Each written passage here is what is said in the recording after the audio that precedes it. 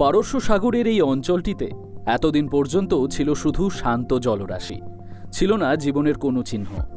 তবে খুব শীঘ্রই জনমানসে পূর্ণ হয়ে উঠবে এই স্থানটি। আর কিছুদিন পরই সেখানে শোনা যাবে 40,000 ভক্তের চিৎকার ও কোলাহল। বলছি কাতারের রাস আবু আবুদ স্টেডিয়ামের কথা। আর এটি ইতিহাসের প্রথম কোনো ফুটবল স্টেডিয়াম, যা কিনা আসলে ভেঙে ফেলার জন্যই তৈরি করা হয়েছে। কাতারের দোহার বন্দরের কাছে প্রায় 974টি শিপিং কন্টেনার দিয়ে তৈরি করা হয়েছে রাস আবু আবুদ স্টেডিয়ামটি, যেখানে 2022 ফুটবল বিশ্বকাপের কোয়ার্টার ফাইনাল পর্যন্ত মোট 7টি ম্যাচ অনুষ্ঠিত হবে।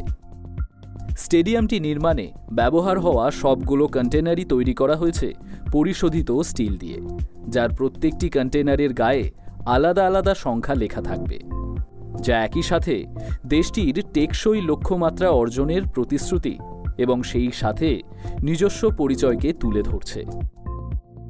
স্টেডিয়ামটিতে ব্যবহার হওয়া সবগুলো কন্টেনারই পুনর্ব্যবহারযোগ্য ইস্পাত থেকে তৈরি করা। 2022 বিশ্বকাপ আয়োজন হয়ে যাওয়ার পর স্টেডিয়ামের বিভিন্ন অংশ, রিমুভেবল সিট, এমনকি ছাদ পর্যন্ত ভেঙে ফেলা হবে, যা পরবর্তীতে কাতার কিংবা কাতারের বাহিরে অন্যান্য খেলাধুলা বা অন্য কোনো আয়োজনে ব্যবহার করা হবে। রাস আবু আবুদের প্রকল্প সংশ্লিষ্টরা জানান, 40,000 দর্শক ধারণ করতে সক্ষম এই স্টেডিয়ামটির প্রতিটি জিনিসই ভেঙে সরিয়ে নেওয়া সম্ভব এবং সেইগুলো দিয়ে 20,000 ধারণ ক্ষমতার আরও 2টি আলাদা আলাদা স্টেডিয়াম বানানো যাবে। আর এটাই এই স্টেডিয়ামের সৌন্দর্য, সেই সাথে সব থেকে বড় বৈশিষ্ট্য। কাতার প্রত্যাশা করছে যে ভবিষ্যতের যে কোনো ধরনের ফুটবল আয়োজনে এই স্টেডিয়াম পথ দেখাবে।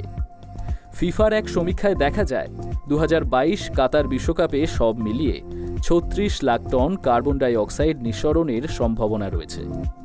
রাশিয়ায় আয়োজিত 2018 বিশ্বকাপে যার পরিমাণ ছিল 15 লাখ টন।